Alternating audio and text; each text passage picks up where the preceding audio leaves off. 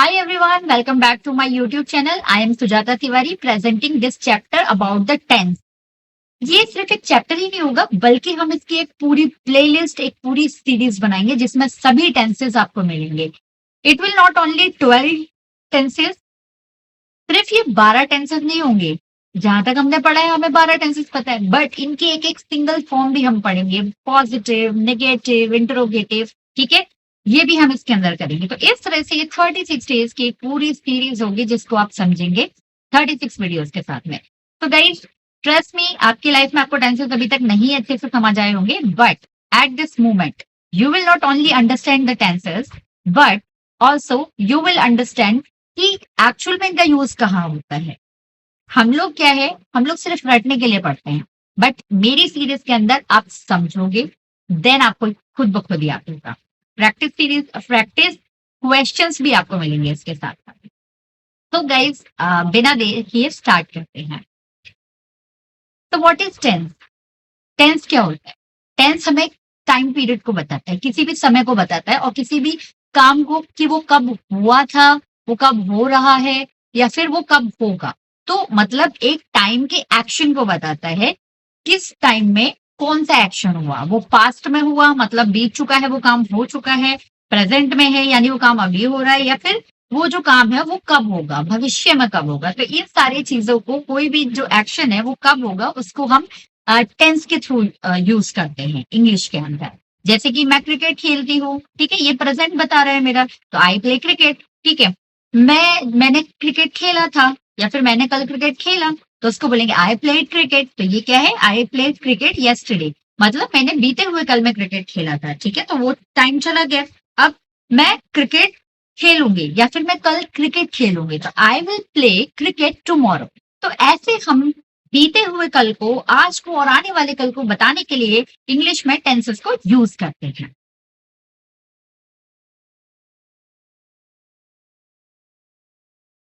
Well English के अंदर कितने टेंसेस होते हैं?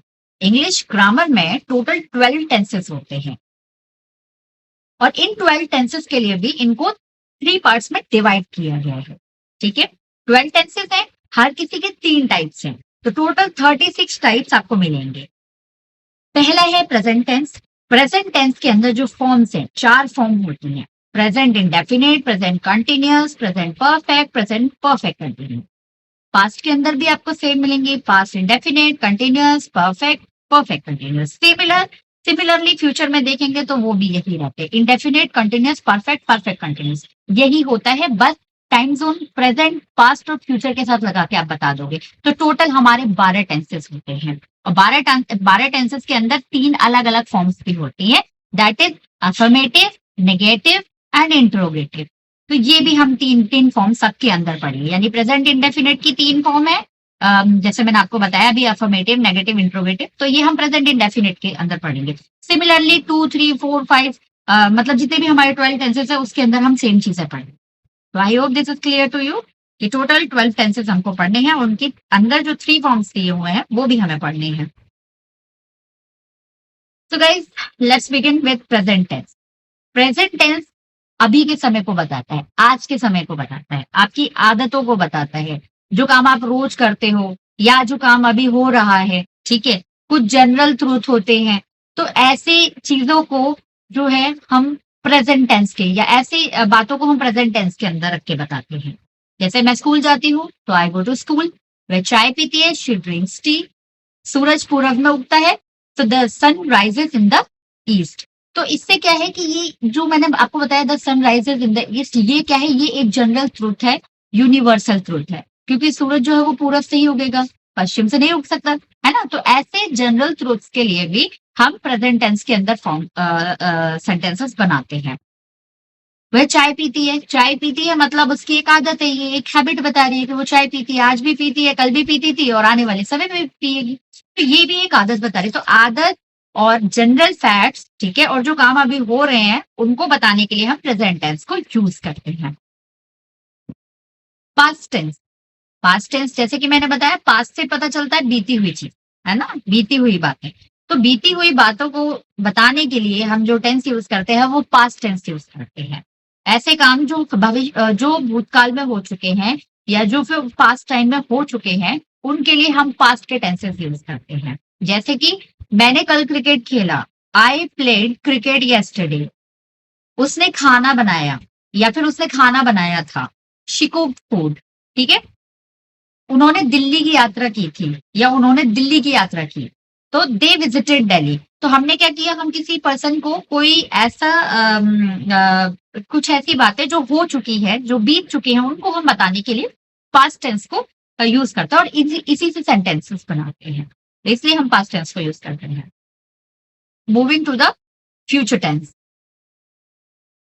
तो गाइस फ्यूचर टेंस जो होता है, फ्यूचर टेंस भविष्य में होने वाली घटनाओं को बताने के लिए यूज किया जाता है। जो काम भविष्य में होने वाला है या आप करोगे, ठीक है, तो उन बातों को बताने के लिए इंग्लिश में आप फ्यूचर टेंसेस को बनाते हैं। ठीक है, फ्यूचर टेंस का यूज करते हैं। फॉर एग्जाम्पल, मैं कल पढ़ूंगा। ठीक है, तो मैं भविष्य में होने वाली घटना को, जो मैं काम करने वाली हूँ, उसको मैं बता रही हूँ। मैं कल पढ़ूंगी, आई विल स्टडी टुमारो। वह मुझे कॉल करेगी, मतलब करेगी, अभी किया नहीं है बट करेगी भविष्य में। She will call me. वे अगले सप्ताह यात्रा करेंगे। They will travel next week, मतलब वो नेक्स्ट वीक में ट्रैवल करने वाले हैं। तो जो भविष्य होगा, भविष्य में काम होने वाला होगा, उसको बताने के लिए हम फ्यूचर टेंस को यूज करते हैं। तो गाइस, इंडेफिनेट, कंटिन्यूअस, परफेक्ट और परफेक्ट कंटिन्यूअस, ये क्या होते हैं? ये जब भी हम किसी टेंस के अंदर लगाएंगे इन चीजों को, तो इंडेफिनेट टेंस क्या होता है? ये सिंपल फॉर्म होती है, जिसमें हम अपने जनरल जो वर्क्स होते हैं उनको बताते हैं, अपनी आदतों को बताते हैं, रोज होने वाले काम को बताते हैं, यूनिवर्सल फैक्ट्स होते हैं उनको बताते हैं। जैसे मैं क्रिकेट खेलती हूँ, मैं सुबह जल्दी उठती हूँ, ठीक है, मैं पढ़ाती हूँ, मैं उससे बात करती हूँ, वो मेरी दोस्त है, ताजमहल आगरा में है। तो ऐसी चीजें जो होती है वो इंडेफिनेट टेंस के अंदर होती है। इसके अलावा कंटिन्यूअस की जो फॉर्म होती है, कंटिन्यूअस फॉर्म बताती है जो काम अभी हो रहा है, कंटिन्यू है, जारी है।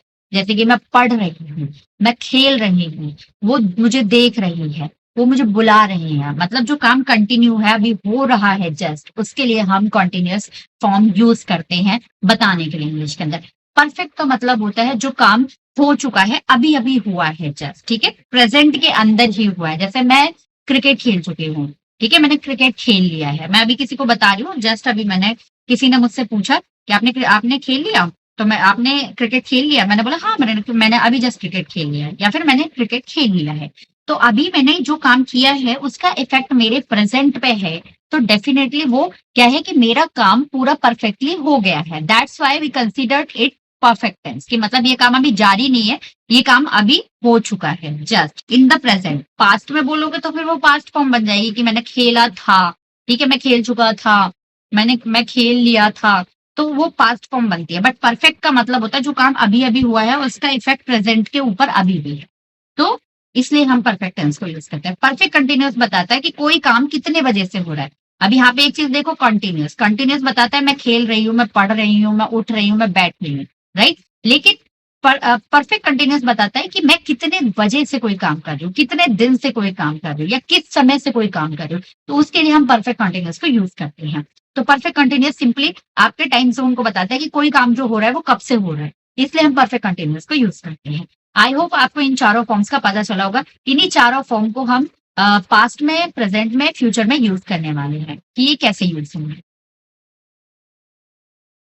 हर एक टेंस में हम क्या सीखेंगे, मैंने आपको बताया था कि हर एक टेंस जो होगा उसके अंदर हम तीन तरह की थ्री टाइप्स सीखने वाले हैं। That is affirmative, negative, interrogative, right. Affirmative जो है वो पॉजिटिव सेंटेंस होते हैं, नेगेटिव में नेगेटिव होते हैं, इंटरोगेटिव में जब हम किसी से क्वेश्चन करने वाले होते हैं वो क्वेश्चन हम पूछते हैं। जैसे कि मैं क्रिकेट खेलती हूँ, आई प्ले क्रिकेट, ठीक है, मैं क्रिकेट नहीं खेलती हूँ, I do not play cricket.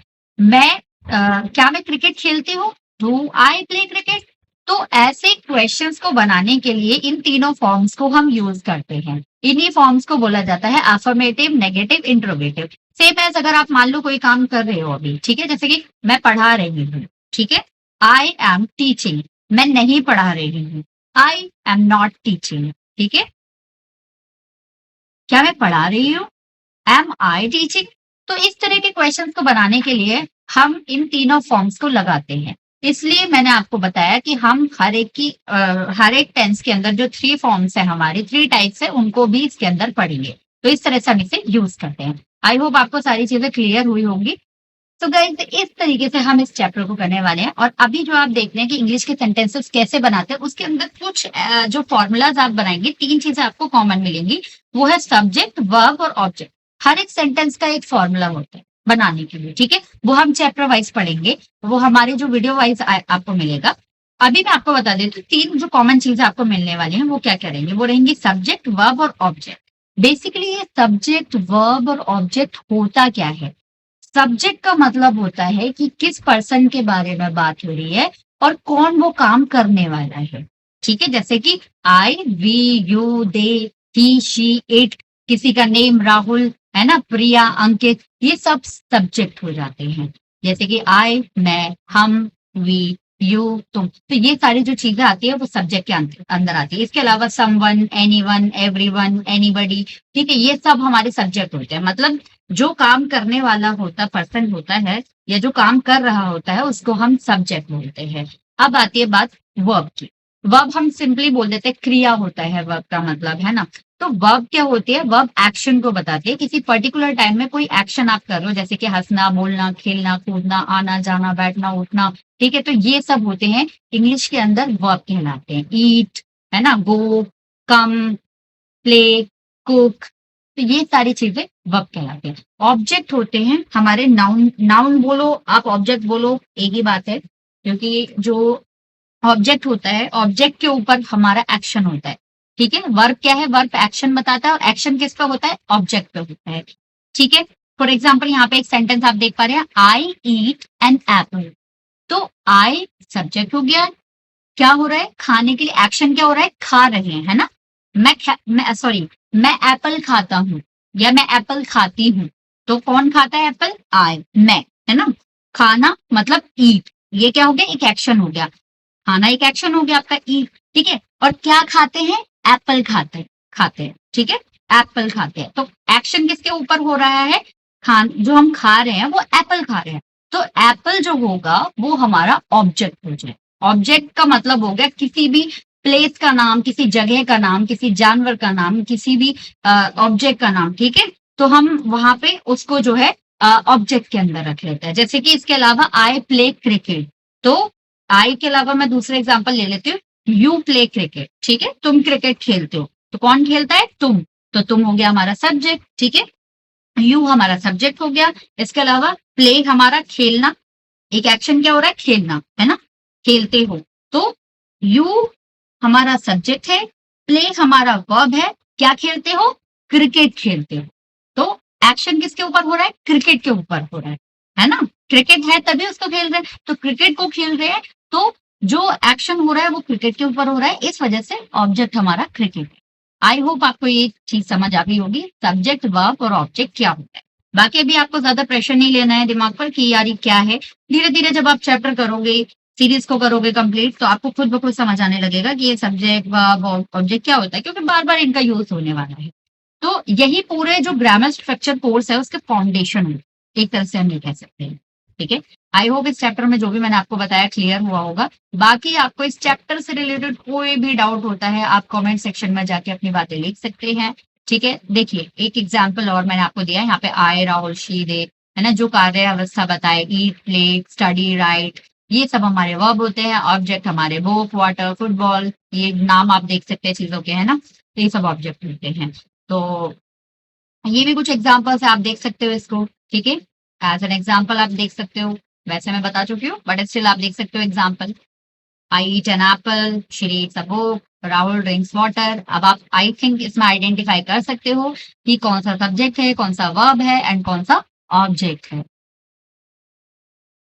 So finally इस चैप्टर में हमने कवर कर लिया कि टेंस क्या होता है। टोटल हमारे टेंस 12 होते हैं। कौन कौन से टेंसेस होते हैं, प्रेजेंट, पास्ट और फ्यूचर टेंस को हमने देखा।